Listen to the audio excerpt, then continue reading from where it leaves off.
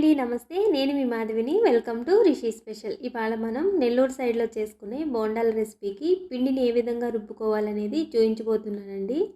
Already నేను బోండాలు ఎలా ప్రిపేర్ చేసుకోవాలనే వీడియో పోస్ట్ చేస్తున్నాను. లింక్ అనేది డిస్క్రిప్షన్లో ఇస్తాను, ఒకసారి వెళ్ళి చెక్ చేయండి. సో ఈ పిండిని ఎలా రుబ్బుకొని తీసుకోవాలనేది ఇప్పుడు చూపించబోతున్నాను. ఇలా రుబ్బుకున్నారంటే దోశలు వేసుకోవచ్చు, ప్లస్ మీరు బోండాలు వేసుకోవచ్చు అండి. చాలా చక్కగా వస్తాయి. సో లేట్ చేయకుండా ఇప్పుడు వీడియోలోకి వెళ్ళిపోదాము. ముందుగా ఒక బౌల్ తీసుకొని ఇందులోకి 1 గ్లాస్ దాకా మినపగుళ్ళను యాడ్ చేసుకుంటున్నాను. ఇందులోనే 1 స్పూన్ దాకా మెంతులను కూడా వేసుకొని పప్పుని 2-3 సార్లు ఈ విధంగా వాష్ చేసుకొని తీసుకోవాలి. ఇలా వాష్ చేసుకున్న తర్వాత ఇందులోకి పప్పు మునిగేంత వరకు వాటర్ యాడ్ చేసుకొని దీన్ని ఒక 2-3 గంటల సేపు నానబెట్టుకుందాము. దీన్ని పక్కన పెట్టుకుందాము. ఇప్పుడు మనం ఏ గ్లాస్తో అయితే మినపప్పు తీసుకున్నామో అదే గ్లాస్తో 4 గ్లాసుల రేషన్ బియ్యం తీసుకుంటున్నానండి. ఈ రెసిపీకి రేషన్ బియ్యం అయితేనే చాలా బాగుంటాయి. ఒకవేళ మీకు రేషన్ బియ్యం అవైలబుల్ లేకుంటే నార్మల్ రైస్ అయినా యాడ్ చేసుకోవచ్చు.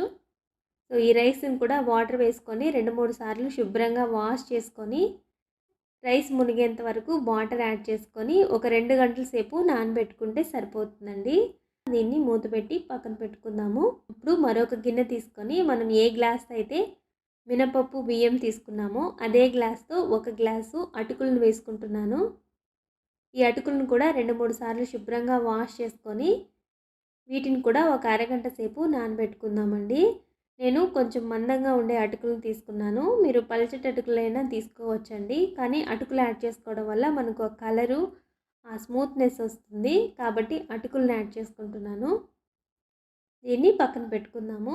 2 గంటల తర్వాత మీకు చూపిస్తున్నాను. బియ్యం చూసారు కదా, చక్కగా నానిపోయాయండి. ఇప్పుడు ఇందులో ఉండే వాటర్ని మొత్తం డ్రైన్ చేసుకొని ఈ విధంగా దీన్ని మరపట్టించి తీసుకుందాము. ఈ విధంగా మరపట్టించి తీసుకోవాలి. ఇప్పుడు ఈ పిండిని పక్కన పెట్టుకుందాము.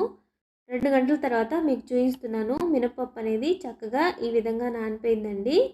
ఇప్పుడు ఈ మినపప్పుని మిక్సీ జార్లో యాడ్ చేసుకొని కొంచెం కోల్డ్ వాటర్ని యాడ్ చేసుకుంటూ ఈ పిండిని బాగా ఫైన్గా గ్రైండ్ చేసుకొని తీసుకోవాలి. ఇక్కడ చూసారు కదా, వీడియోలో చూపిస్తున్నట్టు ఇలా వెన్నలాగా రుబ్బుకొని తీసుకున్నారంటే మనకు పిండి అనేది చక్కగా పొంగి వస్తుందండి. ఇప్పుడు దీన్ని ఒక బౌల్లోకి యాడ్ చేసుకుందాము. మనం ఏ దాంట్లో అయితే పిండిని కలుపుకోవాలనుకున్నామో అందులోకి పిండిని యాడ్ చేసుకుందాము. ఇప్పుడు అటుకులు కూడా చూసారు కదా, అరగంట నానబెట్టుకున్నానండి. అటుకులను కూడా మనం అదే మిక్సీ జార్లో వేసుకొని మెత్తగా రుబ్బుకొని తీసుకోవాలి. అటుకులను కూడా ఈ విధంగా రుబ్బుకున్న తర్వాత ఈ మిశ్రమాన్ని మనం ముందుగా రుబ్బి పెట్టుకున్న మినప్పిండిలోకి యాడ్ చేసుకుందాము. ఇలా యాడ్ చేసిన తర్వాత చేత్తో ఒకసారి ఈ పిండిని బాగా ఈ విధంగా బీట్ చేసుకోవాలండి, ఒక 5 నిమిషాల పాటు. ఇలా చేసుకోవడం వల్ల చూసారు కదా, ఎయిర్ గ్యాప్స్ అనేవి ఎంత చక్కగా వచ్చాయో. ఇప్పుడు ఇందులోకి మనం ముందుగా మరపట్టించుకున్న బియ్యం పిండిని కూడా యాడ్ చేసుకుందాము.